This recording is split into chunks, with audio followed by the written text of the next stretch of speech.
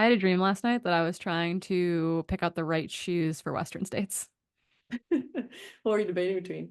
I don't know. I don't even know. I was like very stressed about it. That was like a stress dream, but it was about Western States, which is like Mm, illogical. So my brain is doing great right now. it's okay. I dreamed about med school, so fun. Oh, sick. Our stress dreams are going to align, and mine are gonna start being about med school. It's gonna be great.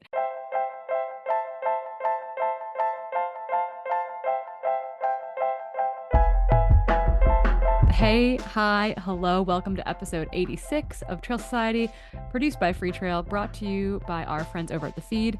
I'm Corinne Malcolm, And I'm Keely Henninger.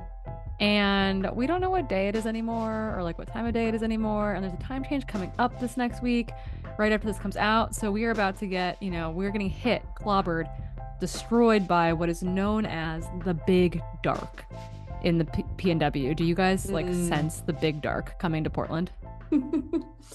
I think so. I think like the dogs sense it. They're extra crazy. I definitely sense it. I don't like not seeing the sun until 7:45 right now, and knowing the big dark's coming means that we get a little bit of time back in the morning, but it's still dark by like till 7 almost, and then it's dark at 4:30. So yeah, not looking forward to it. I'm trying to get all the like bright things to start taking on my runs.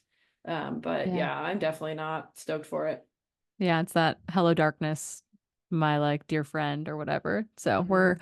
we're if we start to sound very melancholy, it's because we need happy lights sent to us in the PNW because we are living in it's like yeah, it's like daylight out right now and it's just gonna get darker and darker in here. But I guess we've got some news to cover today. We've got some results from the weekend. I was at Havalina. We've got an amazing interview with second place finisher, golden ticket winner Hannah Allgood. That's awesome. Before we finish things off with some really cool society slams.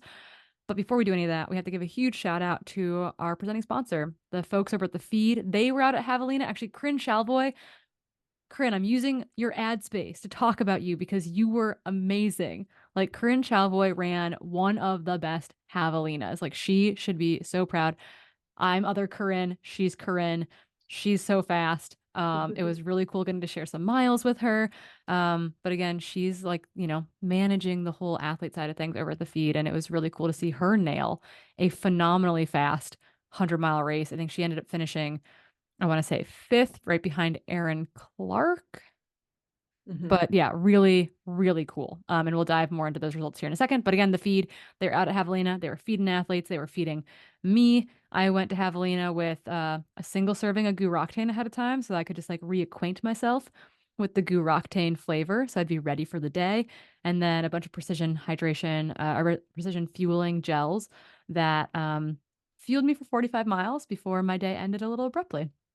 You are running while med schooling. I know you got a snack locker on campus, but tell us a little bit about the things that you are getting from the feed right now.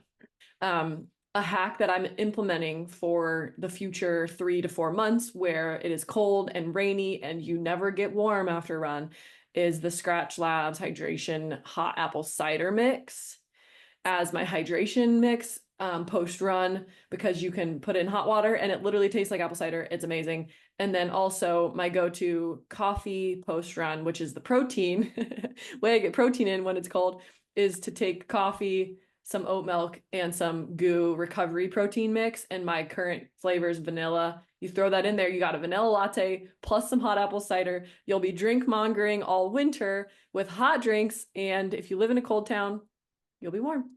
I love it. You're our little beverage gremlin on the road in I'm between all the things. making up for the lack of beverage gremlining I did last episode. Yeah, exactly. We have nearly identical mugs right now too that we're drinking out of. Mine's my TRT one. Yours is your Do Epic shit mug from last year. So, thanks to Kim Mitchell for making those mugs. But more importantly, if you also would like to be a beverage gremlin, to have all of the tasty options at your fingertips, I think they even have like those car seat towel covers over at the feed. They have everything. Literally your one-stop shop for the big dark, for muddy trail running season, for snowy trail running season. So if you would like to get $20 of credit every quarter. Again, that's $80 for the year. Please go over to www.thefeed.com/trail society. Using our link, using that link helps us out in a big way, and it helps you out by putting free snacks in your pockets. Again, that's www.thefeed.com/Trail Society. Okay, the news, because where are you gonna get your news from? Obviously us. Ignore the other news. Only come here. Keely, you pulled an interesting research article that you want to highlight for us today before we dive into Javelina centric time. Yeah, so a new article came out by Barney et al., and it looked at the dietary intake and diet quality of both female and male NCAA D1 cross-country athletes, which I thought was really interesting. I'll go ahead and give a little caveat before I dive into this, acknowledging that this study does measure energy expenditure within day, and acknowledging that that measurement is typically not the most accurate way to estimate energy expenditure and how much you eat. But again, we're starting somewhere right now. It's the best we can do. So basically, this study looked at 28 athletes, 14 females, 14 males from Florida State, which is a pretty renowned cross-country team. And they looked at a 9-day food record and training log. And the results, while not shocking, I think were pretty alarming for the state of the sport right now, especially being in our little bubble where we think there's a lot of positive shift in training practices and body image and all of that. And so I'll just go ahead and outline kind of some of their main findings. So when they looked at weight, again, this is always a little tricky too, because they're still looking at BMI, which is tough and doesn't really account for muscle mass, but 64%, that's well over half of females were classified as underweight based off BMI, and 0 males were underweight. And that significance will come up a little bit later because I think it's kind of alarming in the sense that males are not flagged maybe as much as females, but they could be dealing with some significant energy discrepancies as well. 42% of females were oligo or amenorrheic. So that means they had very irregular or absent menstrual cycles, which again is almost half. And then 43% of females did not meet recommended carbohydrate intake for the day, and 30% of males did also not meet the recommended carbohydrate intake for the day. On that note, looking at macronutrients, they also found that most of the athletes were low on vitamin D and calcium, which, vitamin D and calcium are really helpful for building bone mass and maintaining bone mass. So those things are pretty crucial for athletes to try to maintain.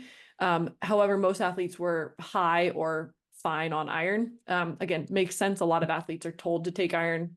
But then I think the thing that becomes really kind of alarming to me is that when they looked at overall energy balance, so this is where they're taking in both the energy that these athletes are expending by exercising and then how much energy they're taking in with their fuel.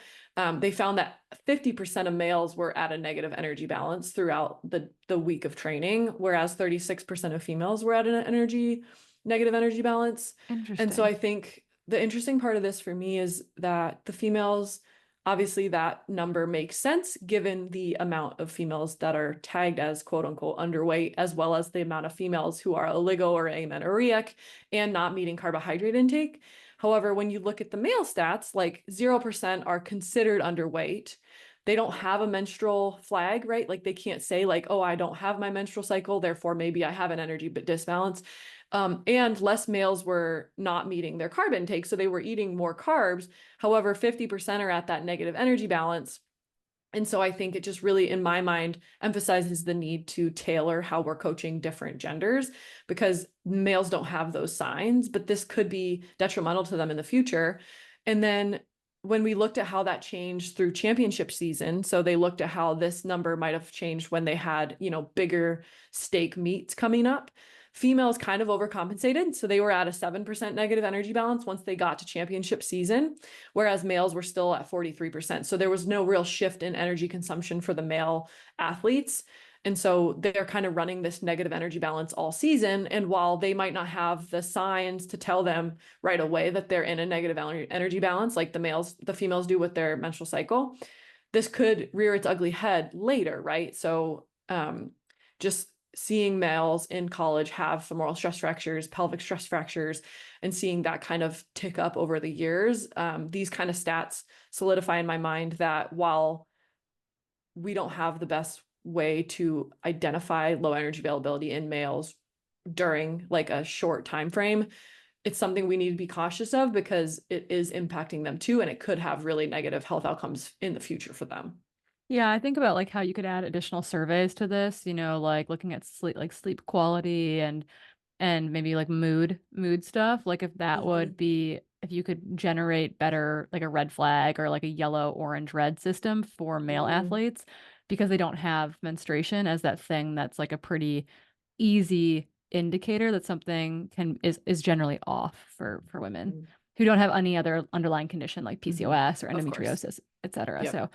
I think that's kind of an interesting thing. And it's like testosterone we know to be protective, right? Like these are young males who Hmm. probably, like they've got good testosterone. Testosterone is protective from like a bone stress injury standpoint, like a hormonal imbalance standpoint. But, where does that male end up after college? Is it setting that Hmm. for long-term success versus like short-term Icarus flying a little too close to the sun? Yeah. Yeah, Interesting. exactly. Yeah. So I thought it was a really interesting study, and a pretty well executed study given the, you know, difficulty in measuring those parameters. Yeah.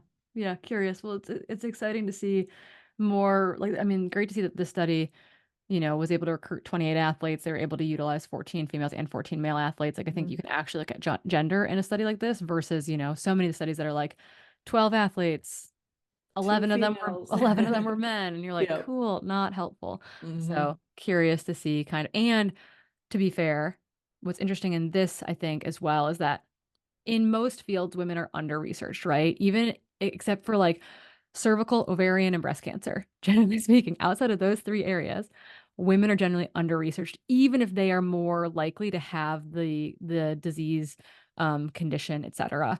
Be it depression, be it autoimmune conditions, things where we know that women, generally speaking, particularly with autoimmune conditions, have it more frequently. We still research men more. However, one of those other kind of weird areas comes down to like disordered eating, low energy availability, red S. In those populations, we skew generally way more female, even if the data isn't collected well, than we do like having a male lens at all for it. Hmm. So it's kind of nice to have a study where it's like, you know what, 14 and 14, we're looking at gender. We're looking how gender factors into this. I think that Hmm. that's a really important kind of standard for these Hmm. studies to take where if it affects both like if it affects regardless of gender, then we should study it regardless of gender, but make sure that we're recording those numbers so that we Hmm. can look for gender influencing factors. Yeah. And I think like this study should be kind of eye-opening, hopefully, to the coaches of this team, where they start to take a little bit of responsibility for their athletes and maybe do a little bit more digging into, how is this impacting my athlete's performance? Maybe they could have a more stout team, and maybe some of these athletes are not reaching their potential because they're chronically in a low energy Yeah, state. And so they could be underperforming. yeah, I hope this raises the alarm bells for some of these coaches. Yeah, well, time will tell, but Time it's will good tell. that these studies are coming out Hmm. when historical university programs have not been highlighted positively Yeah. in this realm over the last many many Yeah. years. Okay. On that note, let's dive into some results. And results are skewed really heavily here. Like other things did happen in the last 2 weeks. Big's backyard happened. Actually, on my potential podcast guest list, Megan Eckert is one of those people who ended up getting the assist for the US, running the most yards a woman has ever run in a backyard event. So it's like Big's backyard happened. The Belgians were crazy. They ran like 110. Three of them ran 110 yards and they all quit together. So there was no winner, which is hilarious. Like no one won because no one ran a lap by themselves. Um, so yeah, just some interesting things happened outside, obviously, of the Havalina bubble, but we are all in on the Havalina bubble. I was there. Keely was not there. She decided to have coffee in Portland instead, which I totally understand. Our interview guest for the day, Hannah Allgood, was there, and she placed so darn well running second in her debut 100. But the racing was just cool in general. If you haven't been to Javelina, highly, highly recommend it. The 6 p.m. 30K night race is amazing. The costumes are epic. The 100K, honestly, for those of you who are like, I want to try 100K distance, or I really haven't like met my potential at the 100K distance yet, or I feel like I've like failed at the 100K, the Havalina 100K might be a great race for you. One, it's like 100 miles, the focus of the weekend, but the 100K is like well taken care of. The field might not be quite as deep, but it's like a good race. It's 3 loops, easy to crew, easy to send your runner back out there. You can get a pacer for the last loop. Like it's a very user-friendly 100K. Record heat this year was not user-friendly, but Yeah. tons of ice on course. They did a really good job taking care of the runners. So if you're 100K curious or you haven't maybe nailed that 100K yet and you've come up against like the barrier a couple times, highly recommend the Javelina 100K as potentially your fall race next year. What we really want to say though is holy cow, the women of the 100K race destroyed it. I ran into Sylvie Abel after the race, who's from the South Bay area, like Santa Cruz area. And she was like, yeah, what a cool race. Like, first overall, second overall. We're not going to mention the man who was third overall and who won the race. We'll pretend he wasn't there. And then me in fourth. And I was like, that's so cool. So, yeah, again, the women's podium went first, second, fourth in the overall ranks. Anne Flower, who you'll hear maybe a tiny bit about in the Hannah Allgood interview, ran, I think, her first 100K and destroyed it.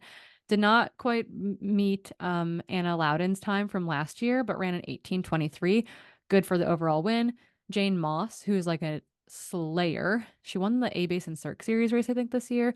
And she signed up for the Black Canyon 100K. So excited to see that. Was second in like an 8:45-ish. And then Sylvie Abel in third. The men's side, Jordan Brett took the win. Joseph Roldan was second, and Brandon Dougie was third. But just like cool racing all around. No one touched Anna Loudon and Raj Palpanu's records from the year before. Those times will stand, I think, for a long, long time. But it was cool to watch. Like it was just they're phenomenally fast runners. Um, on Yeah, the and given how fast they ran in the heat, Yes, too. yeah, Yeah. like near It's 100 degrees with no shade on the course. Like it was the hottest Havalina on record for the race. So that was pretty impressive all around from the running times that got laid down this weekend, including David Roach taking home the men's win. When I dropped out, Steven was like, man, Corinne, David's either gonna like break the course record or he's gonna die trying. And he did not die trying, and he came up just short on the men's course record in record heat. He ended up finishing in 12:45. So just 2 minutes slower than John Ray's time Wow. last year.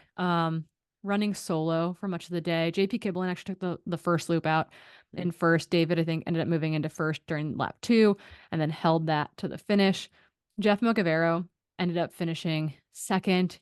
I think going into lap 5, he was 19 minutes down on Well, David, and he finished only 9 minutes back at the end. And it was actually a really cool battle because Raj Paul, who ended up finishing fourth, was in this epic battle with Jeff. Like he left maybe 3 minutes down on Jeff, passed him in the lap, and then at some point faded back again.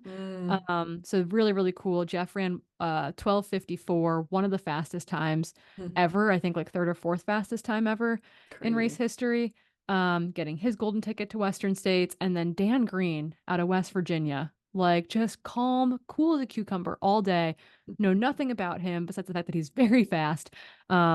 And I think they were all three of them were under 13 hours. So I think Dan Dang. Green finished maybe 4 minutes back of Jeff Milcavero.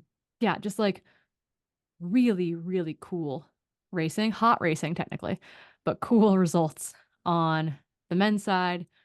On the women's side, Riley Brady gets their third podium finish at Havalina. Wanting to point out that they've run 14:45 here before, they've run 15:29 here before, and then this year they ran 14:19, second fastest time ever. The only time faster than Riley is Camille Herron's from 2021, Mm, 2022, maybe. No, 2021, it was 2021. earlier than 2022. Yeah. Yeah, it was 2021, and I believe Camille ran 14:03 that year. Yeah, Hot it's as always, 14:03. but cooler than what 2021. Riley experienced out there. So Yeah. Riley Brady bringing home the win, second fastest time ever, under 14:20 on the clock. So dang fast. I got to hang out with their mom, Ann Brady, if you're listening, I love you. Riley commented back on their Strava post because I was like, I love your mom. And Riley was like, I'm worried all my friends are gonna realize that my parents are way cooler than me. So excited to Oh. have Riley Brady coming back to Western States after securing a golden ticket here finally this year. No vomiting, I believe, this time around, which secured the win. And then Hannah Allgood, dear free trail friend, free trail coach, all around A+ human being, Hmm. finished in second. And then Lauren Puretz went out like a bat out of hell into loop 5. She was sitting in, I want to say like fourth or fifth place, maybe even sixth place. And she overtook Corinne Chavoy and Erin Clark to move up into third position. She ran 15 hours even. So I'm saying, wow, we had three women effectively under 15 hours. Just behind Lauren Puretz was Erin Clark in 15:02. And then Corinne Chavoy, we mentioned at the top of the podcast, 15:24. Like, hot dang. And actually, my favorite post that came out of Havalina, real quick, is Adam Peterman's post race post of congratulating Aaron Clark, his partner, on having the household's fastest 100-mile time. That's awesome. Yeah, which I really loved. Oh, yeah. So we'll have a number of couple battles going on at Western States this year with Aaron Hmm. Clark and Adam Peterman now both with golden tickets into the race. So So cool. we Yeah, and love the it. women threw down too. Like they were 7th, 10th, 11th, 12th, and 13th overall. So they crashed the men's top 10 podium. Yeah, Nice job, ladies. it was epic. It was really, really cool. Like, yeah, there were no dudes that came in between, you know, Hmm. Hannah Allgood finishing just under like, like 14:45 or something. Yeah, and Corinne. And Corinne in 13th. Like that So was cool. next level. Yeah. Um, Speaking of Hannah Allgood, you wanna give an impromptu intro for our gal pal? Sure, yeah. So for those of you who don't know Hannah, she is a coach with Free Trail. So you can always find her over there doing so many things with strength training and running endurance training. But she's also a professional runner for DinaFit. She broke on the scene in 2022 at Gorge Waterfalls 100K in our backyard or my backyard. And since then has kind of been on a terror. She this year was like Miss Diversity running the Chuckanut 50K with me back in March, then switched gears and ran the Gorge 30K, then won Eiger Ultra 100K after running Transvulcania again with me. Then she switched and ran the Rut, and then she just ran Havalina 100 mile, and she is just on a terror this season. We call her Miss Diversity because all of those races require so many different skills as an ultra runner. And we had a really cool conversation with her, talking a lot about Havalina, but also discussing her kind of like journey into the sport. And we hope that you really enjoy our interview with Hannah.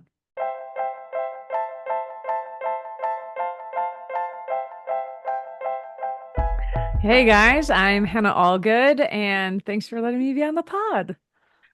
So I guess the real question that people actually want to know is, did you take the golden ticket?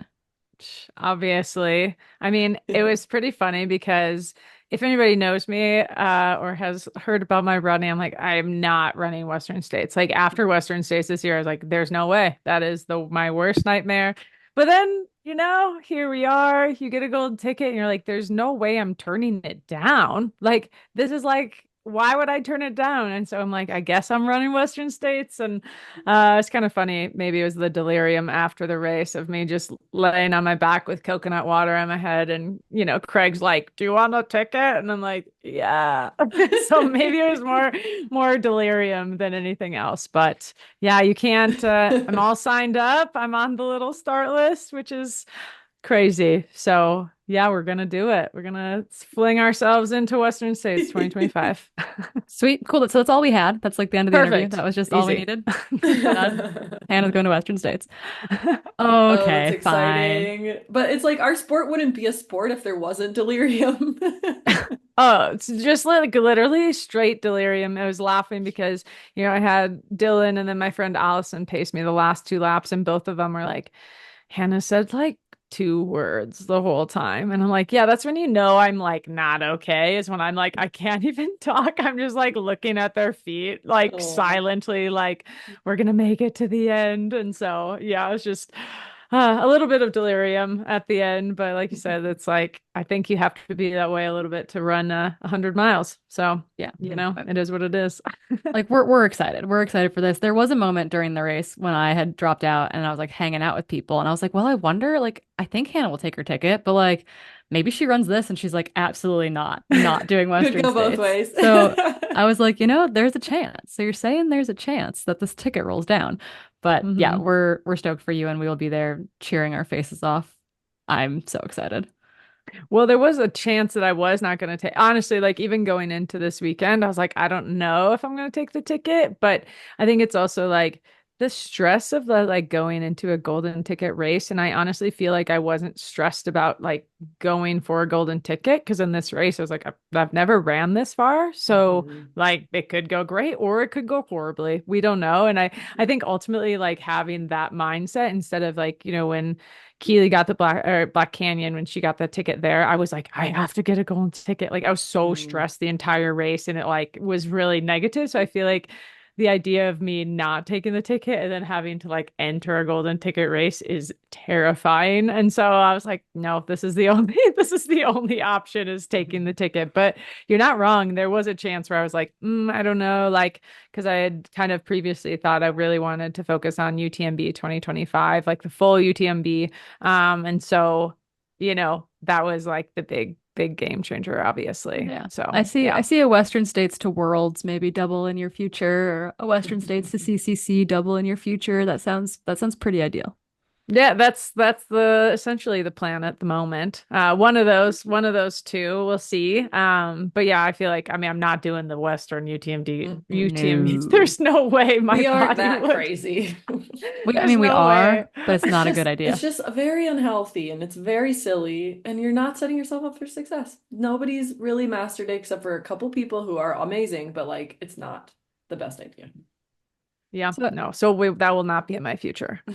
Not next year at least. we'll hold you to it. When come August, where you're like, I think I'm bumping from CCC to UTMB. I'll be like, remember Hannah? Remember this conversation? I'll like queue up this audio for you, and we'll play it back. It's Um, perfect. But one thing that I think I want to touch on real quick before we dive like further into Javelina, because that's what we're going to talk about, is I really like your story about just getting into ultra running in general. And I don't know that our audience knows this about you. They probably just think that you're like this runner baller human who like crushes everything because you do. But your story of your first ever 50K just like gives me the giggles so much. So can you tell us about you like finding trail running and doing your first 50K? Yeah, so kind of, to even back up further than that, like I really didn't like running in high school. I played basketball and soccer, like running the mile in gym class was like, okay, I'm gonna give it my all. And I was so proud when I ran like a 7:16, I was like, oh my God, I'm like so good. But I hated it, hated running. And then kind of in college, didn't play sports. And so I was like, okay, we'll transition and then kind of like, would start to run. But at that time, I also was significantly like heavier than I am now as far as like for unhealthy eating disorder reasons. And so it was also kind of like this really bad mental cycle of like I ran because I was like, this is the only way that I'll be okay. But anyway, so to carry on from that, trail running came into my life 2019. Like I think I did one thing 2018, but 2019 was ultra running. My husband was the one that like found everybody. Like he got into like the Coconino Cowboys and Courtney DeWalter and all these things in Western States. I was like, this is mass chaos. Like, what in the world is happening? Yeah, and then I signed up for a 50K. I was like, let's do it.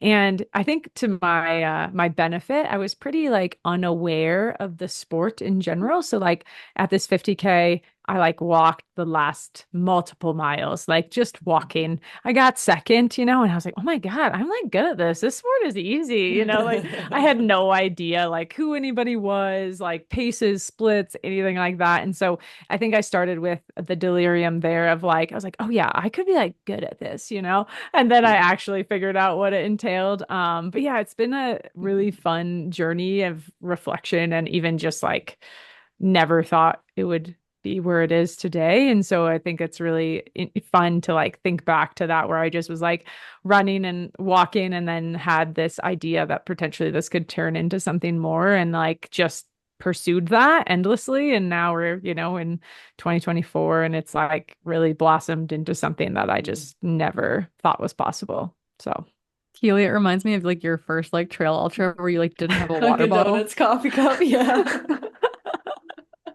yeah, I actually in that 50K, I had a belt around me, I think it was like an Ultraspire or Hydro Pack, one of those like really big belt, like the Anton Krapicka belts, from like back in the day. And I had like 20 Spring Energies in there, just like all around. And like I remember at the start, someone was like, "Are you gonna eat those?" And I had like three, like I didn't eat any of them, but had just like the full belt. And yeah, man, it's crazy. I didn't walk for multiple days after that. I was like, what did we just do? It's so Hannah, crazy. where did Gorge Waterfalls land in your ultra running career? Like, where was that in this kind of timeline? Yeah, so that was Gorge Waterfalls was so 2022, and that was my second 100K. So I had Okay. run Never Summer 100K in 2021 out here in Colorado, and then so that was my second 100K, which Okay. essentially at that point, the reason honestly why I chose that is one, my husband Gil was like, Debo's putting in a race, we should go. And I was like, okay. And at that point, I didn't feel confident enough to like go do Black Canyon. I was like, I don't think I'm at that. Like, I didn't have the confidence to do that. And then, yeah, Gorge happened is kind of a funny thing because I wasn't really on many of the previews. Like, no one really knew who I was with good reason. I mean, why would they? Like, it was like no reason that they should know who I am. And so it was kind of fun though, because my friends were like, like you can do this and like there's no pressure on you. So, like, just go out there, lay it on the line. No one knows who you are, and this could like change your trajectory. And so it was really, again, similar to Havalina of like, there's no there's no negative, honestly. Like even if I Mhm. wouldn't have finished Javelina, it's like, well, that was the first time I've ever even attempted that. And so there wasn't a negative. And same with Gorge. It was like, I'm just Mhm. gonna put myself out there, see what we can do. And like it worked out well. So yeah, it's kind of crazy how that works. Are you friends with Ann Flower, the gal that won the 100K? Is she one of your homies? Was that her first Yeah. 100K? Yeah. Yeah. So Anne and I met last year. We raced this race out in Aspen. And then she was like, I live in Colorado Springs too. And then we've become friends there. And like, yeah, that girl, she smokes me. She is so fast. Like So fast. every single run we go on together, I'm like, Anne, can we slow down? Because she just has one speed is fast. And like even 2 weeks before, not even 2 weeks before, maybe like a week before Havalina, I was like, let's go out on an easy run. And I'm like, she's like just having a full conversation and I'm like breathing heavy. Like I'm like dying. I was like, I can't even have a conversation. But yeah, so she's one of my good friends. We traveled out to Havalina together. But yeah, Mhm. it's fun to run with her. But I always have to be prepared because she's just so freaking fast all the time. There's something in the water in Colorado Springs. It's like me running with Christina Ranger up here. I'm like, she just like Yeah, drives me into the ground every run. She's like, every you going for a time. run? I'm like, yes, I'm emotionally prepared to get destroyed. That's so awesome. Colorado Springs Yeah. showing up in a big way at Havalina. That's awesome. Yeah, it's fun. It's very fun. Okay. Okay. So, what I want to talk about a little bit is that Javelina was your 100-mile debut, the furthest you had ever run. We've like set the bar there. And it's not like there were a bunch of us that like Javelina kind of came up onto our radar late in the season. We're like, oh Mhm. crap, I need a race. I think I'm going to go to Javelina. Or this golden ticket didn't work out here. I'm going to go to Javelina. Javelina's been on your schedule for a long time because I am an Mhm. ultra sign up stalker and I know this. I know that you signed up for Javelina like forever ago. Oh yeah. But then it felt like there were questions about like, was she gonna do it or not? I was sliding into your DMs being like, hey, tell me what you're racing. So just tell us about the decision to come to Javelina and have that be your 100-mile debut. Yeah, so yeah, it has. I mean, I signed up with like the normal registration like way back in the day. And then Like a whenever year that, ago. yeah, like a long time Mhm. ago. Because I also feel like so multiple reasons. Well, one also too, because like going back to Transvulcania, Keely and I were like talking, we're like, we're gonna be at every race together. We literally like, oh, I'm going to Havalina. I was like, oh my gosh, you're going to Havalina. So that's kind of funny. But there's definitely been, you're not incorrect. Like there's definitely some faltering of like me deciding to do this race or not for sure, like even a couple months ago. But I think the big reason why I chose Havalina is like I wanted, if I did a golden ticket race, I wanted to at least have 100 miles in my body at some place at some point in time. Like I didn't want Western States, if I were to get in, to be my first 100 miler. And so I think the biggest your easiest entry kind of was like Javelina seems less scary. It seems something where like it's a course that is challenging, but also I'm not, ideally on the day, I'm not spending 20 hours out there. And that feels like way less scary because in my mind, I had my goal for the race was a sub 14:45. I was like, if I do that, I feel like that'll get me a ticket. I don't know, but that was like what was in my mind. And realistically, looking back at my running, I was like, that's basically like an hour longer than it took me at Thailand. So like, I think I can run for like another hour, but obviously there's huge question marks as far as like, this is not my typical course. This is not something that I would say I typically feel confident in as far as just the smaller, like running history in general. But yeah, Havalina also, again, seemed like the least quote unquote scary 100 miler to me. But it definitely even 3 weeks ago, I had a fall and it was like just not running. Like my knee hurt so bad just walking and like going up and down stairs. And I was like pretty distraught at that point because I had just been like, okay, I want to get this done. But if I can't even like walk, like I just literally just can't even squat. Like I was like, my whole training block is completely gone out the window. Like it was a pretty hard moment. And like, even my coach Megan and I were like, okay, like, how do we feel? Like, let's just take it day by day. And there was even a moment of like flying to Arizona. I was like, there's a chance I don't start. Like, I don't know. Like, I'll be here and I want to do this, but like, I need to feel like my knee can actually handle it. Cause yeah, there was definitely a point where I had one of my coworkers look at it and I was like, he's like, you're gonna get an x-ray? And I was like, I don't want to get an x-ray. Like, I don't want to know what's going on. So yeah, there was definitely ups and downs. But lastly, like I said, more so it seemed like the least quote unquote scary 100 miler to me. Maybe I don't know if scary is the right term, but I was like, I know it hopefully won't take me like 28 hours. So like it seems less intense than if I just dove into something that was a bit more time consuming. Yeah, Keely's like, don't go to Doyanthenon. I spent 40 hours in the jungle. Well, I mean, yeah, no, that was a one and done for me in Yep, 2022 or whenever I did that. I was like, And that no one was listened to you. No one I listened know. to you. And then they all went last year. And I was like, did you talk to Hannah? And then everyone's going to Mexico this year. And I was like, I've talked to Hannah. I'm not going to Puerto Vallarta. Yeah, Like it sounded like No. a nightmare. Yeah. I it's mean, I think yeah. I think too though, like having something flare up 3 weeks out is sometimes like a blessing in disguise because it just Hmm. forces you to rest when like you kind of should be resting by then anyways. Like Hmm. we all know you're not losing fitness. So like while it's really hard mentally, like maybe physically it was a little bit of a blessing to be like, Hannah, chill. Like let's get to the race ready to just throw down. Like we won't have so much energy. Like You Well, went Strava that dark on us. Like it was a I whole know. situation. I know. I was Well, scared. well, I agree. I think ultimately it was probably a blessing in disguise. If even just mentally, I'm like, well, this training block really hasn't gone that great. So let's just see what Mhm. happens. But yeah, I was honestly surprised how many people knew I went Strava dark. I was like, people were like, are you okay? Like the amount of people that reached out to, I was like, People oh, I are swear I'm so okay. creepy. I know. I was like, I'm creepy. I was like, I appreciate it, but it was like, oh yeah, like I didn't realize, yeah, people paid attention, but that was more so again, more I was like, I am just like me putting these like 4 mile runs on the Strava for like 3 weeks, like not great. So yeah. I mean, I feel like that was, I mean, Jeff Mogavera, who also finished second, said something similar. Like he like Mhm. basically like took himself off of Instagram, took himself off of Strava. I think his stuff was still posting to Strava, but I don't think he was like spending time on it.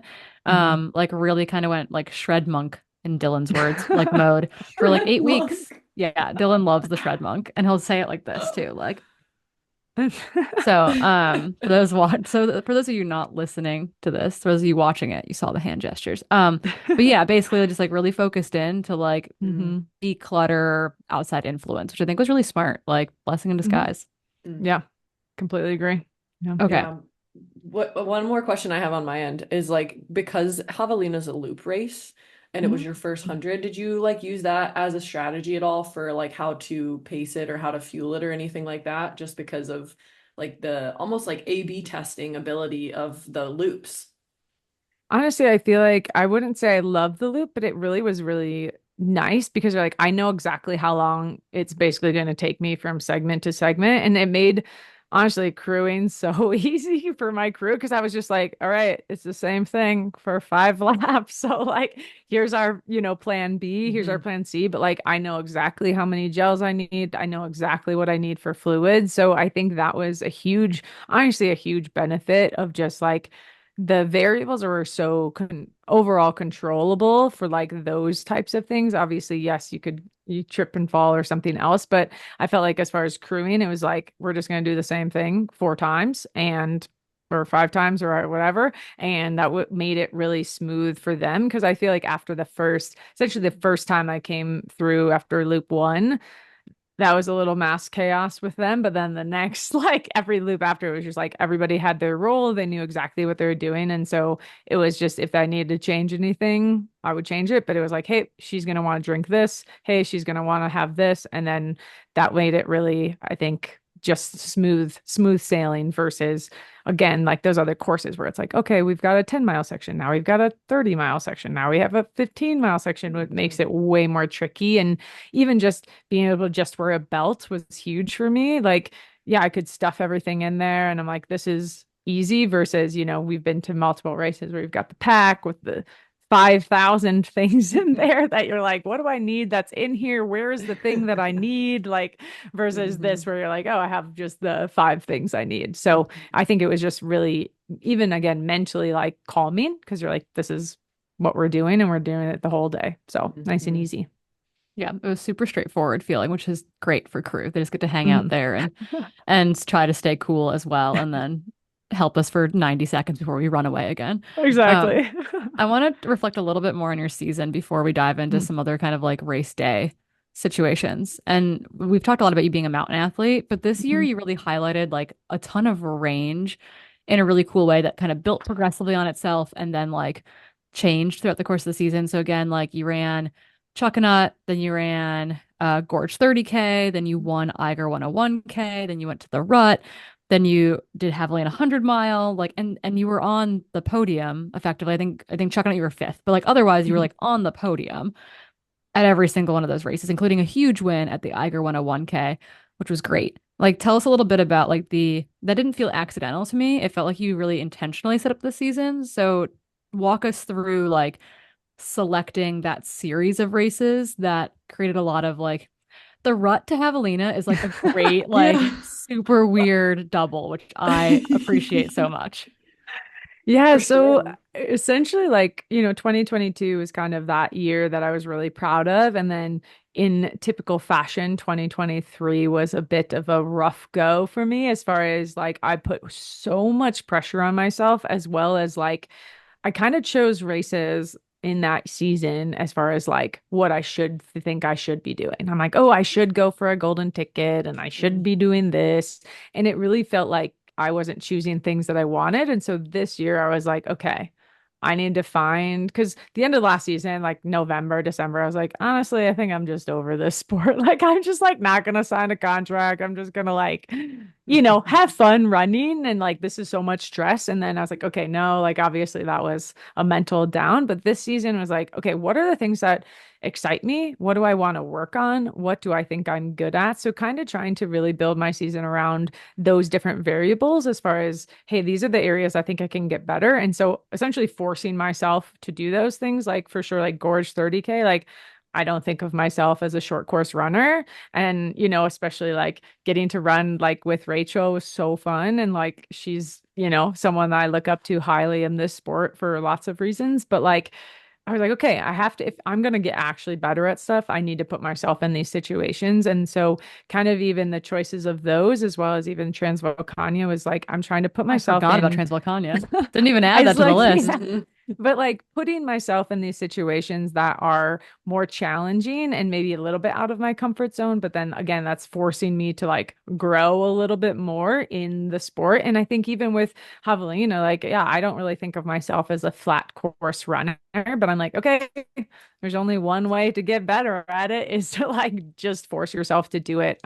Yeah, the rut is funny because I really didn't think I was going to start that race. I was so stressed. I was like, oh God, what am I doing? I'm going to like trip and then my season for sure is going to be done. But I had signed up for the rut, I think, gosh, back in February or whenever they came out with it. And I'm just someone that I'm like, I said I was gonna do it. I said I was gonna go, so I'm gonna go. And it was so fun. But yeah, it was a pretty funny, like, I'm like, what am I doing? Because even before the rut, I was like running all flat. Like I didn't do like any vert at all. And then it was like one day of vert. And so yeah, this season was really built around, okay, what are the races that excite me? And what are the races that I think can pull the best out of me with the best competition? And then how do I essentially build that into the next season? So, well, how do I want to end my season? So I'm building into the next. And that's also where like Havalina came in. Also, the end of the season was really important to me because I was very nervous. I would do 100 miles and then like not be able to cover or just like not, I don't want to say ruin my season, but I think having it at the end it was like, okay, like no matter what happens, like I've got a break now. And so yeah, that was how we built the season was just off of one, what I wanted to do, but also what are the things that I think could pull the best out of me and make me a better athlete. So yeah, all over the board. I love it. And I guess like putting like we're all coaches. We're a Mhm. room of coaches. We're a room of podcasters talking about coaching and podcasting and running. But putting your coaching hat on, like walk us through the like logistics of transitioning from training for something like Eiger to Mhm. transitioning to training for something like Havalina. Like what did that practically look like when it came to both the run training and also you can tag on maybe a little bit of that strength component because Mhm. strength training isn't that you're like so passionate about. hmm Yeah, so over the summer, I spent a lot more time. I would say like the one of the biggest changes from Eiger to Javelina is for Eiger, I was doing like incline doubles. So we have the Manitou incline Mm, here. So I was doing a lot of like leg training like that, as well as a treadmill double. So I liked both of those options. The reason why I really liked the incline is it's just so steep. You have to hike part of it. Like mhm, again, unless you're running Remy Bonnet, like I'm hiking part of that. And so that was really building my confidence, especially to coming down. So I always run bar trail. There's obviously mhm, an increased risk with increased downhill with that, but it was something where I was like, this is really like building my legs to be strong and resilient for something like Eiger that I know is really steep up, really steep down. So then the big transition into Javelina was like basically a full switch of like going straight into speed work and really trying to find that speed again because as you said, like with your when you're these training variables, I'm like, okay, I'm gonna lose my top end speed while I'm working on more mountain legs. And so the big difference there is I still actually kept a couple like treadmill doubles, but I took out the incline, and then transitioned into a couple of like two speed blocks and then into more of like a tempo block, then leading into Javelina. And so it mhm, really changed the terrain. Like I was not really doing any vert. It was really flat and fast running with some trails in there, but like more moderate trails. And then as far as strength, like the strength really faltered going into Havalina. Like honestly, like I did strength like once a week. I just like was working on a lot of other like more like band stuff. So more kind of working on more like rehab centric things for the kind of chronic niggles that I would get. And so that was the biggest change versus again for Auger, I was still trying to do strength like 2 to 3 times a week and like really focused on building versus this kind of mhm. trying to keep my legs as fresh as possible. And so kind of decreasing the amount of strength I was doing to increase the amount of speed and intensity I could do within my sessions. How fun is it for your training to not take like 3 times as long? Honestly, that's the best part. It's so nice. I was like, oh, this 20 miler didn't take me 6 hours or whatever. It's like, oh my gosh, Yeah. like I'll be done in 2 hours and 15 minutes. This is amazing. Like Mhm. I'll be home and also just like you're not so dead because for sure for Eiger, there's a couple of routes here that like they just there's some brutal climbing and it's just it takes forever. And again, that's okay. That's the nature of it, but it is so nice when you're like, oh, it's not gonna Hmm. take me so long to be running just all day. So Yeah, yeah. it takes so much less time. I know we were talking before the pod and you were like, I don't know how you're running so much in med school. And I'm like, part of it is I'm doing way less vert and way less trails. Yeah. And like you can get a good amount of miles in 10 hours if they're flat. Totally. But Totally. Yeah. yeah. Yeah, I feel that in a big way. Like my, yeah, the hours of training don't change, or like the hours of training dip off a little bit, but it's like the, yeah, the profile changes dramatically. Yes. Um, I want to dig in a little bit to like the race day itself. From like Mhm. my vantage point from behind, it seemed like you were well positioned all day. Like I got to like witness it during the first loop, and then I got to witness it from the third, fourth, and fifth loop from the sidelines. And it just seemed like you were just in a perfect spot. So I'd love to know, like, from the competitive side, like, how did the race play out for you? Like, just like in the like nitty gritty of like running with Riley, running with Aaron, like, how did it all shake out? Yeah, so the first loop, I think one of the things I always tell myself is put yourself in a competitive position, like put yourself in a position to win the race if that is how the race is going to go. And so I knew the first loop was going to go fast, but I was like, I'm just going to stay with everybody because realistically, I was like, if I'm going behind them, like, yes, we're going to be, below course record, all that stuff. But it's like, I didn't want to lose the group right away because it's like, hey, even if they're going 15 seconds faster, like 15 seconds times 20 minutes, like now I'm already, a couple minutes back. So that wasn't really an option for me. So yeah, just tried to stick with that group and that, I could see for the first loop, like Anna and Riley were like ahead of us. Like Anna was in first for a while, and then her and Riley would kind of like back and forth. But it was the other option there is like, okay, if I can see them, like that's fine. So same Mhm. thing going out onto that second loop. I want to say Riley was a little bit ahead, and then it was basically, I think Aaron and I can't remember exactly which loop, but Aaron was a little bit ahead of me or right behind me, one of the two. And so the same thing, like I knew for me, like one of my bigger strengths is like being able to like run uphill and keep moving uphill. And so I was like, I'm just gonna like be consistent and focus on that. And again, there's a point where I was ahead of Riley, maybe, I don't know, couple minutes, like 5 minutes maybe. But then they just really took off. And for me at that point, it's like, this is not worth it for me. This is my first 100. I don't know how I'm gonna feel.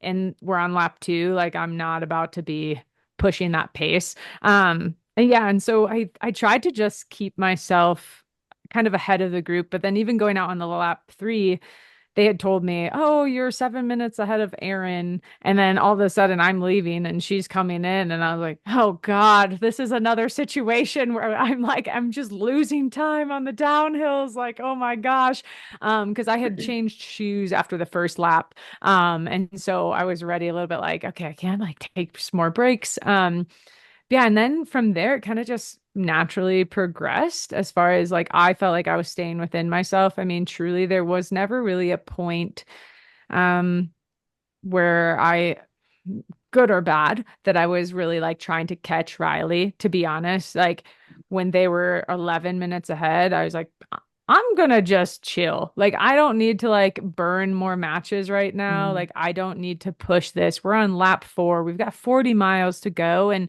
I kept replaying in my head of like, you can't control what's happening in front of you. You can't control Mhm. what's happening behind you, but you can control what you're doing. So if you focus on what you're doing, this will be a net positive. But yeah, so I ultimately was never really like, okay, I'm gonna really put the gas pedal down now, And so I think that was ultimately kind of the plan was like, if I stay steady, I'll be okay for these Mhm. last 2 laps. And again, maybe I should have been more like, into lap 5 when Riley was, I think, 12 minutes up or something. Maybe I should have been like, okay, this is the time to go. But realistically, the people behind me weren't catching me. So I was like, I just need to stay consistent and I just want to get a ticket. Like I don't need to be a hero and catch Riley and get first. Like I just want to get a ticket. And so that was kind of essentially my mentality the whole day, is just trying to be as steady as possible. And yeah, maybe that meant I didn't get first, but I think it meant I had a good day and I felt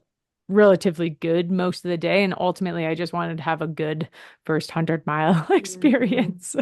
Yeah, you've never run that Mhm. far. I think it's Right. like hard on your first 100 to be like, yeah, I'm gonna really like from 80 to 100, I'm gonna go for it. Right. Like you're like, I'm just happy my Mhm. legs are still moving and like they're running and my stomach is eating things and Yeah. I'm not gonna fumble the ticket in the final 20 miles Right. because like we definitely saw like a much more quote unquote like dynamic race play out on the men's side in which like Oh you know, yeah. David lost 10 minutes to Jeff Mogavero, and then Jeff was like in an actual battle with Raj and Dan Green. Like there was fumbling happening in Mhm. that in the sense on the men's side. Like Jeff ultimately came out with the ticket, but like there were things happening over Mhm. there. Mhm. And you and Riley really cemented yourself into this like relatively safe place. And then Mhm. the chase behind you all actually became just like Lauren Pirette's, like Yeah. absolutely slaughtering people. Like it was nearly graphic. Like it was kind of Yeah. crazy. Like she left on lap 5 and I was like, oh dang. Like Mhm.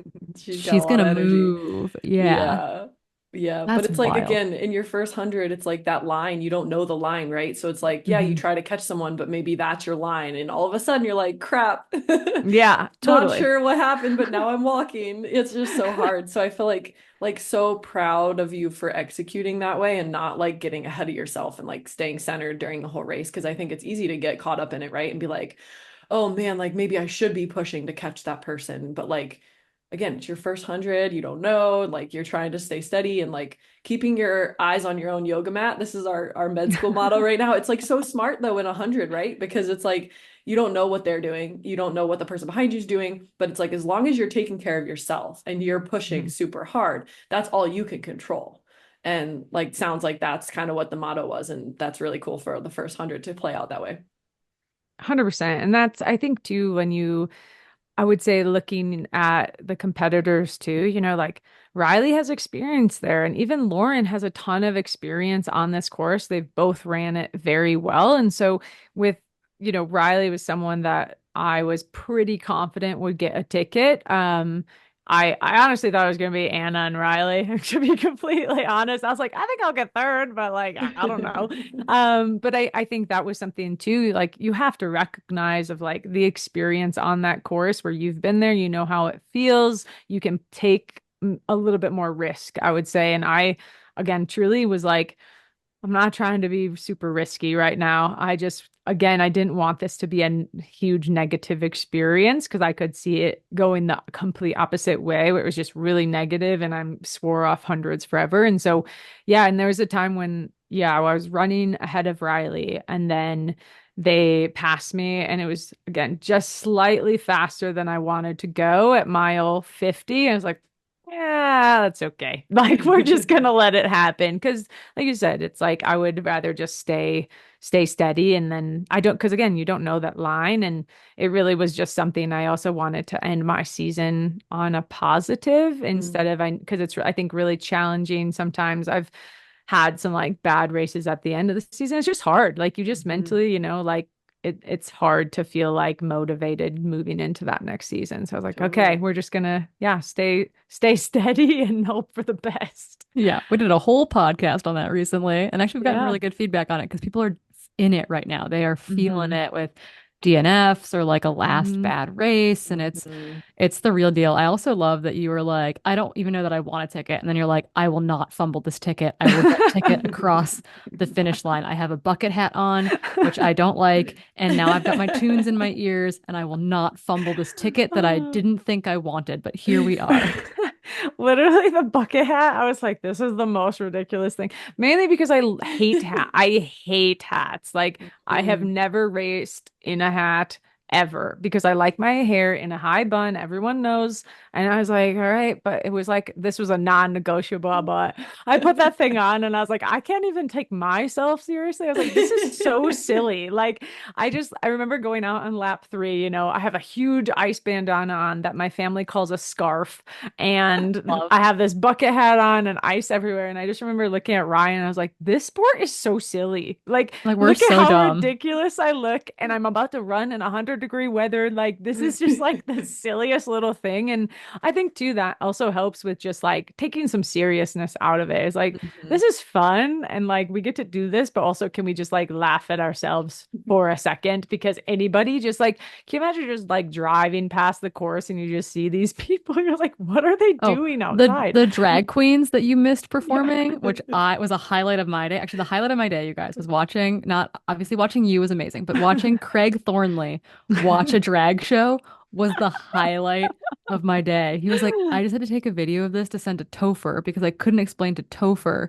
what I'm watching Oh right my now. gosh. And I I love was it. like, I love this so much. This brings me so much joy. So the drag That's so queens were great. like, what like refugee camp did we just walk into? Like it's like a tent city.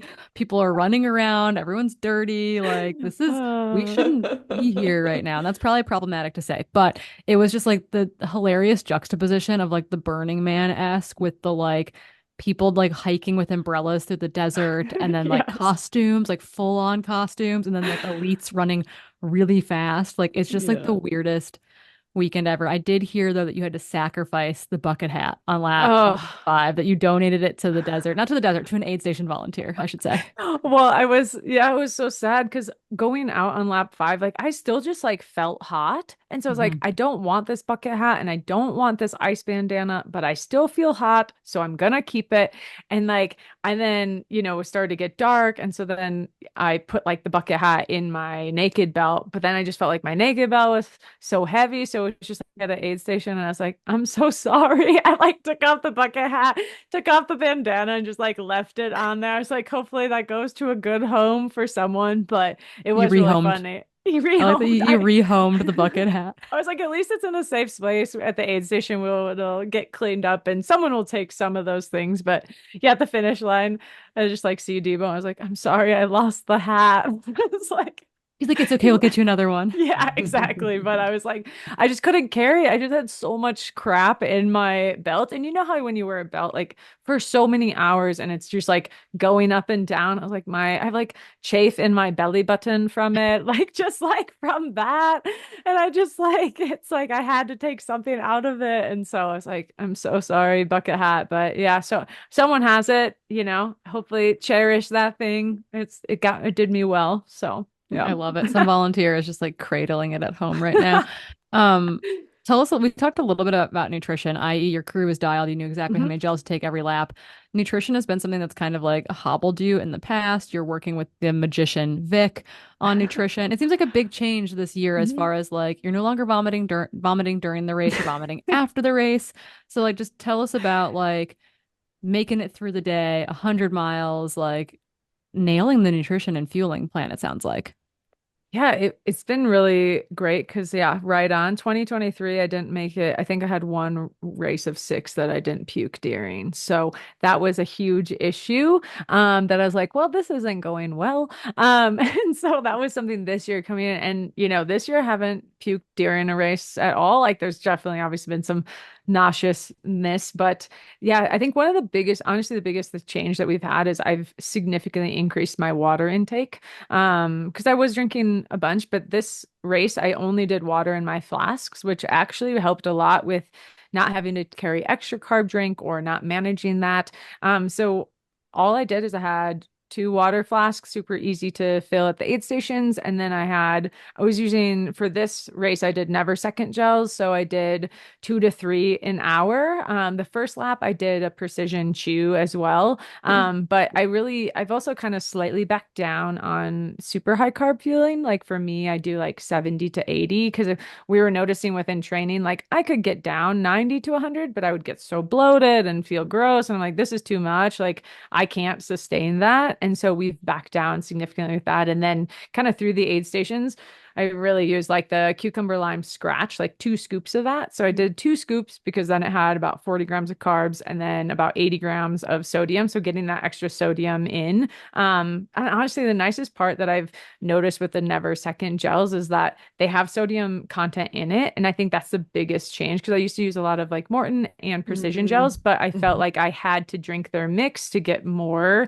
So one of the big things that Vic and I worked on is like, we need to make this as simple as possible where I'm not not thinking like, okay, every half hour I have to take a salt pill in. And last year I just had some issues when like in Mexico, I literally like took a salt pill and then immediately puked. So I was like, okay, well, doesn't work for me, like putting that amount of salt. But for Javelina, in Eiger, I did drink mix, but like for this, it was like, I know I'm going to be drinking so much water. I have a really high sweat rate. So it was like, we're going to just do water and then hope for the best. And yeah, I had lots of extra food.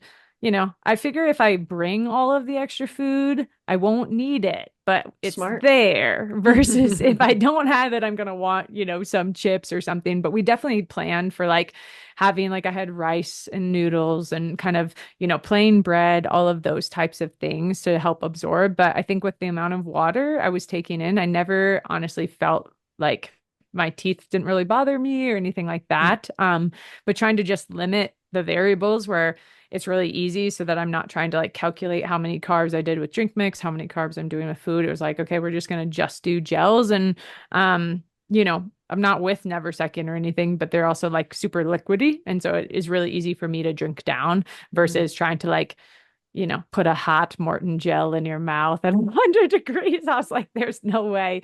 So yeah, just tried to simplify everything and really just like focused on those variables. But I think the biggest change that Vic and I've done is like significantly increasing my water intake.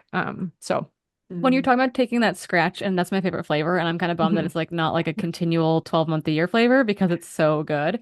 Like I like even when I've like rinsed my bottles out like on the run and like it still kind of tastes like it. I'm like, it's plain water, but it's got that cucumber taste. Yes. When you say you were drinking that in aid, was that like on the Havalina J? So for those who don't know, when you run into the aid station, you run past the main aid, you run through the tent city, you run to the start finish line, and then you loop back to wherever your crew is crewing you from before you leave again on the next loop. Were you drinking that during that like J section of the course? Yeah, so our tent was like right at the start. And so every time I grabbed the scratch and I just pretty much drank that whole bottle as I was doing the J and then coming back. So then I already knew I was already on top of it for the next hour. But then just trying to, again, kind of cap off a little bit of liquid, cap off a little bit of carbs, and then also just making sure I get a little extra sodium as I head back out. But yeah, it was nice to just get something different in my mouth than like just water. And it was nice and cold. So it was like, okay, they just took this out of the cooler. It's icy. I can easily chug that. So yeah, and I feel like cucumber lime. At first I was like, oh, so nervous to try it. Cause if you've ever had the cucumber lime Gatorade, I think horrendous, but then the scratch is so good. It is so good. And I had one of my athletes like suggested it to me. I was like, oh, I don't know if I can do it, but I was like, this is perfect for Havalina in summer days. And it's so good. So if you've had the Gatorade flavor and you don't like it, scratch is so much better. So you should try it. Yeah, I like that strategy. My crew is on the opposite side from you guys. It was like kind of by the actual start finish line. And so my crew would go to where your probably tent was basically, and I would throw my soft flasks at them and they would like give me a bottle that I would then run the J with, or I'd like run around with, hit the start finish and then come back to our tent on this side. So I had less distance, I guess, with the bottle, but it was like nice to have that kind of like see them here, told them what I needed as they ran by, and then I would see them again in a couple minutes. So crewing so easy at Havalina. I know, it's so nice. Great. I was really blown away by how fast a handheld gets warm in like 95-degree weather. Yes. Yeah, you're like, it's funny because you're like, oh, this tastes so good. And then like 20 minutes later, you're like, and it's warm. You're like it's bath water. Yes. On that note, though, your recent post was like, oh yeah, I started throwing Never Second gels in my bra with ice so that they'd be cold. But then obviously like the downside of that was you had severe chafing in the bra area. Oh my God. I've been there before. When did you start implementing that? Like, and when did you stop implementing that? So I never stopped. I didn't stop. I did it the whole time, but it was probably going into lap 3 when it was starting to get really hot, where that was when I could start feeling my belt a little bit, where I was like, do I have too many gels in here? Because I feel like this is moving a lot. And so there's probably lap 3 that I really like put them in there but it just was like, this looks so funny, but it worked out really well. Just because again, I was like, oh, the first time I took it out, I was like, this is so smart because it was like felt cold and it like tasted cold. And I was like, this is perfect because the same thing with the aid stations basically being about an hour, pending which way. I was like, by that time I would get there, the ice would be gone. So then I would just replenish because I had, 6 or 7 never seconds with me. So it was just like a little filtering through. But yeah, we do need a bra that has like an actual pocket because yeah, I think one of the most chafed places was just like my entire sternum was just like so chafed from just like cutting, but it was worth it, honestly. Like, and I do think it helped just like one of the things Vic and I talked about, which I didn't do, was like having even like a Slurpee or something at the aid station to try and get something really cold down. We didn't end up doing that mainly because I was nervous it was going to be too much sugar for me. But like in my mind, again, I was like, okay, what is something else cold that I can put in my body? And so that was the best option. So yeah, we just need now again a sports bra that has some more, like maybe they use them at like the go further, the further event. I feel like Lulu had some crazy pocket thing They had a situation, tank but top. They had a tank top with built-in ice pockets on both sides. That was super, super rad. Otherwise, yeah, we're just putting ice down the bra. And H&M yeah. volunteers were so nice. They'd be like, "Oh yeah, can you do my sleeves?" I was like, "I'll do my bra. Like it's fine." And they're like, "Happy to help, happy to help." Yeah.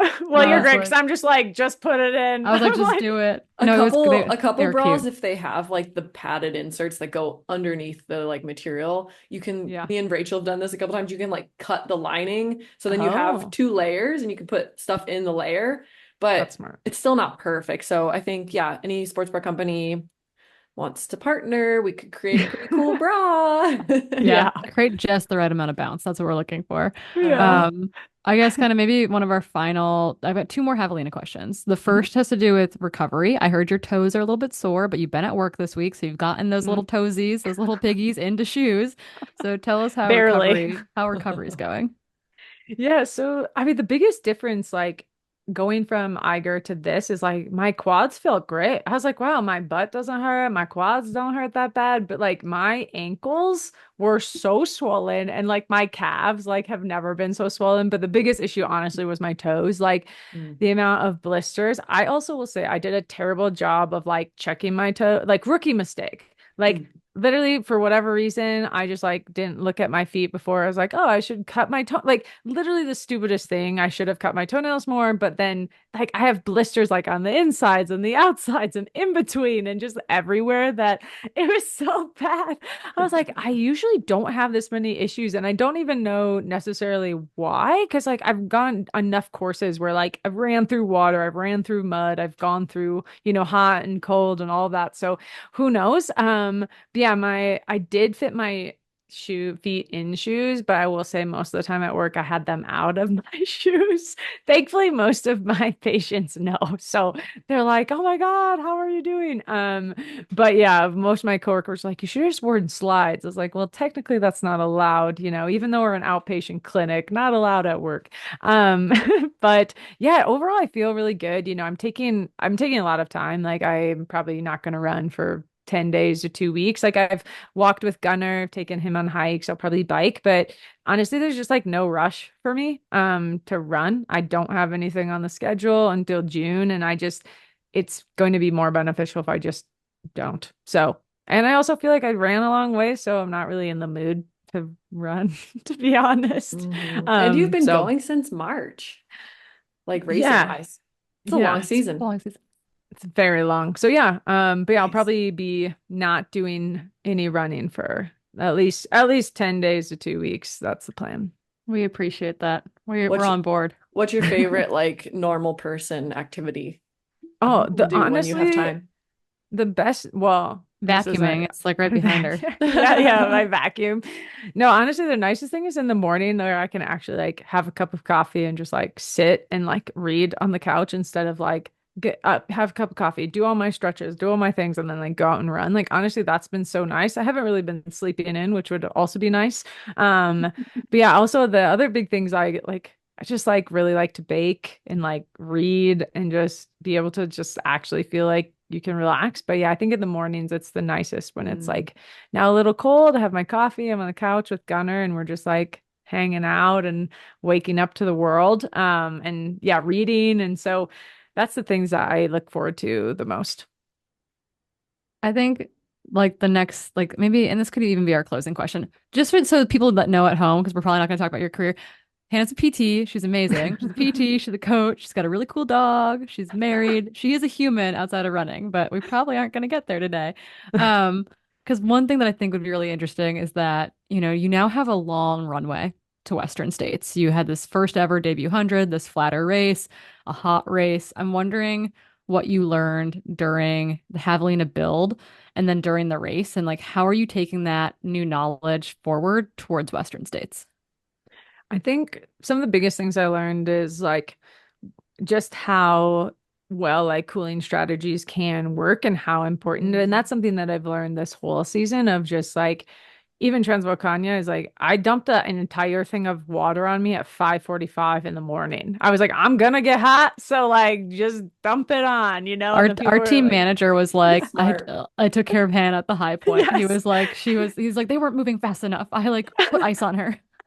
He did help, and I spoke Spanish to him, or like I said gracias, and it was so funny because I was like, wait, I don't know. I was like, He's you're German. speaking English, don't listen to me. I was like, I am delirious. We literally have this whole video interaction and it's hilarious. But yeah, he helped, put ice. But I think that's one of the biggest takeaways from this season in general. And secondarily to that of like, you know, forcing myself to do things slightly different than I would in the past, where I think it's really easy to get into your routine. And I'm like, I want to run at this time or do this thing. And that was something into this build. Like there's some days I didn't even start running till 5 because I didn't have time in the whole day. Like there's so much going on within our family life and things like that. It was like, but I think rolling with the punches is like that's what kind of teaches you how like to do these things sometimes. It's like, well, that's not an ideal time to train, but we're just gonna kind of do it.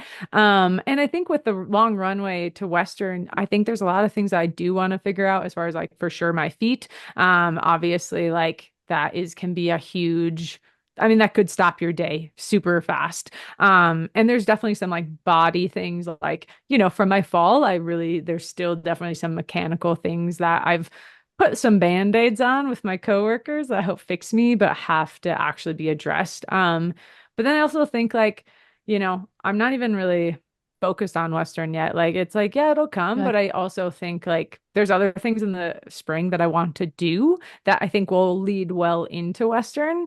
But I think it's important to have kind of like micro goals, and then that can be a big goal for sure, but also like same token, it's like it's gonna be my first Western States. So I'm going to give it my all as I always do, but also like I'm not gonna spend the next 9 months like poring over Western States data personally. Like that's Smart. just not my not that's just not how I roll. I think when I do that, it gets like me more stressed out. Like I even think of like going even this race, I was talking to someone when I was running and he was like, oh, did you spend any time on this course? And I honestly think sometimes I do better when I see it. Like if I don't know the course, I'm like I meet it a little bit more with like a positive attitude versus I think sometimes like when I even think of CCC, I'm like, God, this climb sucks. Like it's like I have this negative attitude. And we'll see. I'll hopefully be able to spend some time on the Western course, but I definitely is something that's like pretty far in the back of my mind. And not really focused on it because I mean, now we also have 9 months that I have to make it there. So it's like there's a lot that can happen in 9 months. And so it's focusing on the small details and still some nutritional things. And yeah, focus on just getting my body fully healthy again is the big, big goal. I love it.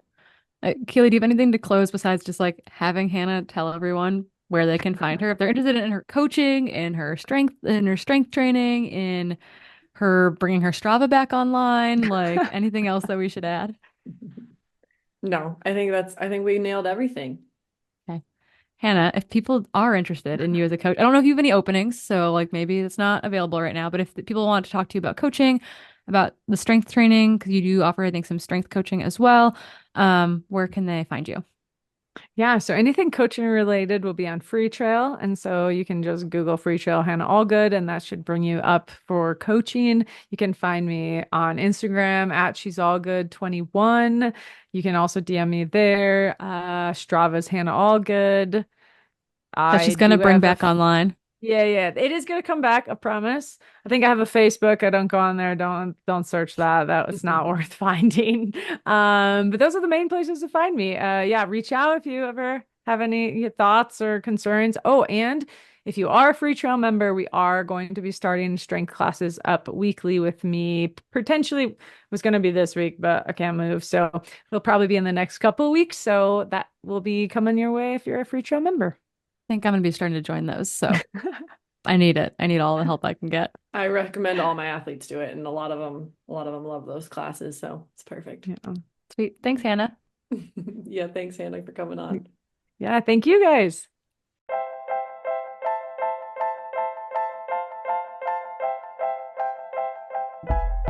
Okay, so we are officially the biggest of biggest Hannah Allgood fans. Move over Gil, move over Gunner, move over Ryan Thrower.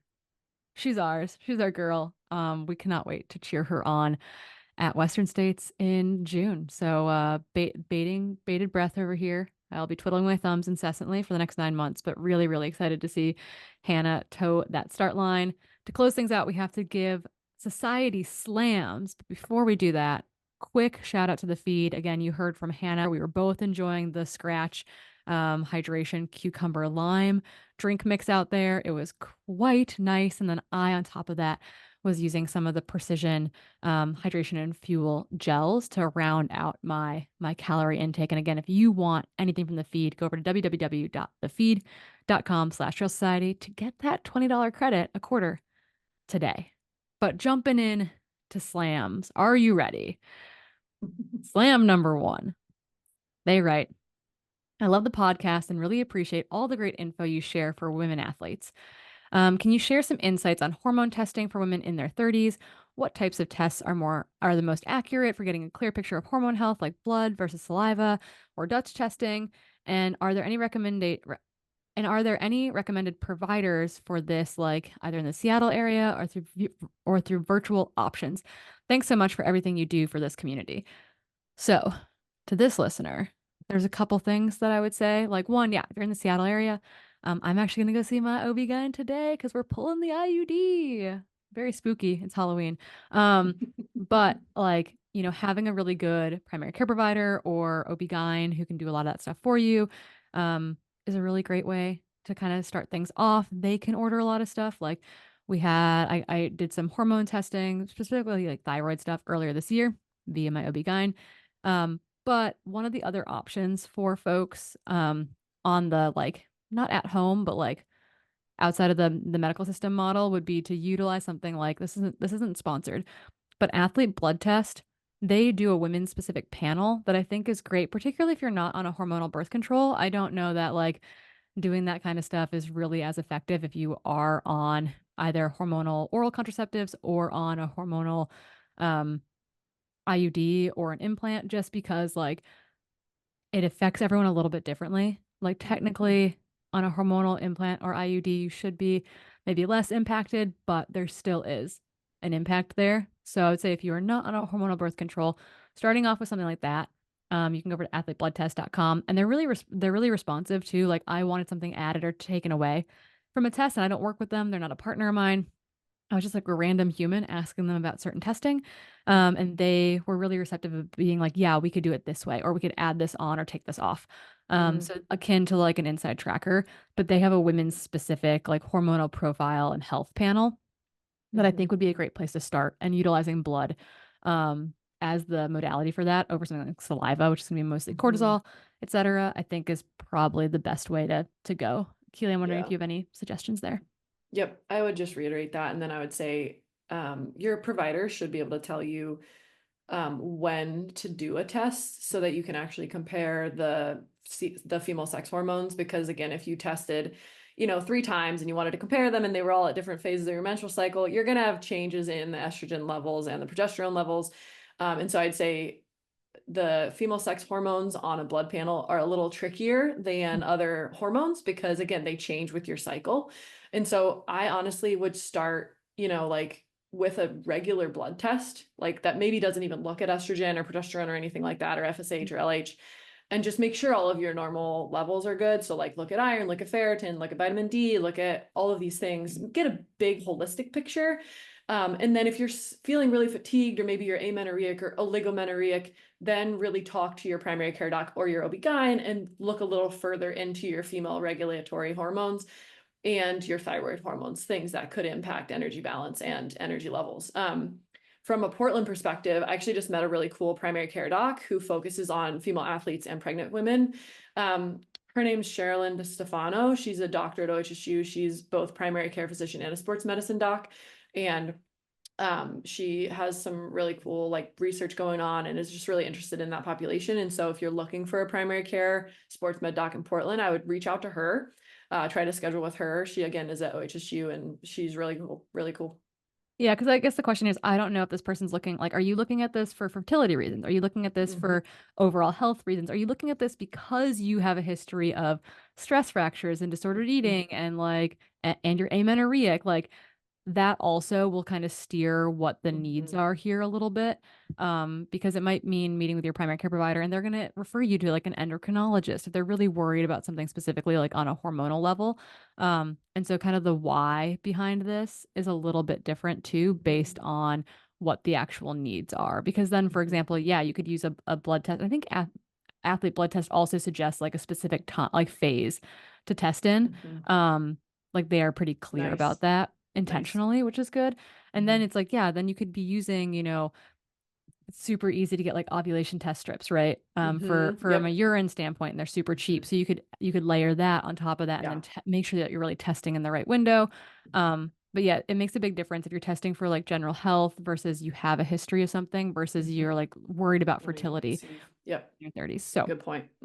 Different things there too. So if you've got more specific questions than that, you can always slide into our DMs again and we'll try to maybe steer you in a specific direction. But yeah, your primary care provider, which are not always amazing. Sometimes it takes a long time to get into. I have to reschedule with mine, even though I just like waited 5 months to go see them and I'm bummed.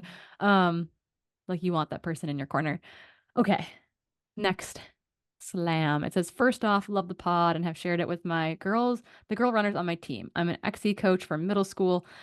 I'm glad that we're mostly PG. And I know that you all are great role models for them. But I also wanted to let you know that my running bestie also follows you and they got a shirt and wore it. So this is the Here for the Women's Race shirt that we promoted on here. Wore it to our first 50 miler and we were hunted down by the race photographer so she could take our picture afterwards. She was like, hey, I know that shirt. And as I was running, several other young girls were like, I love your shirt. Also, this race had female products available on course. So ladies, keep it up. It's working. Thank you for all the inspiration you do for doing hard things. So thanks for that. Yeah, if you're interested, you can go over to the Here for the Women's Race .com, I think is technically what it is.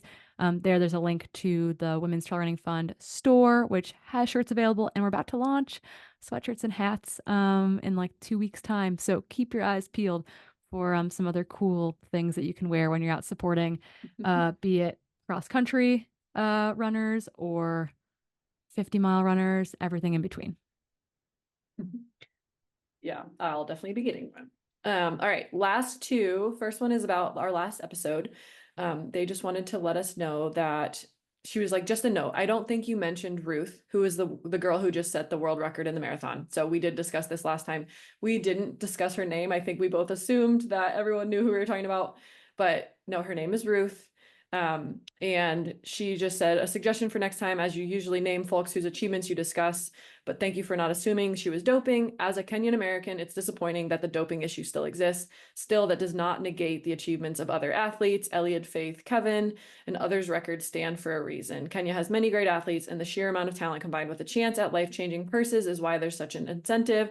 I also had the same thought that doping or not, Ruth ran an insane pace, which means she's probably a talent to watch. Thanks again for another great episode. And sorry for not saying the name. Yeah. That was really, really eye-opening. I was like, oh my gosh, we didn't say it. And I meant to. Oops. Yeah. Yeah, thanks for the shout out. Thanks for the shout out. Yeah, totally. And then last one is, hey, I just wanted to comment on something from your most recent episode where someone asked for advice around handling heavy periods while on a long run. I'm excited to hear about this advice because I don't have a good solution. The Nixit menstrual disc is awesome. It holds 70 mils and you don't have to fully take it out to release the contents. You just bear down, or you can just adjust it a little and it empties out. It's a bit messy when you're getting used to it, but it gets easier over time. I've dealt with heavy periods for years, and this has been a game changer for me. Keep up the good work, legends. So I thank you for love it. that. Yeah. Yeah, it's another solution to put in your toolkit when it comes to dealing with various forms or levels or, you know, consistencies of menstruation. So thank you for that. We're adding it to the toolbox.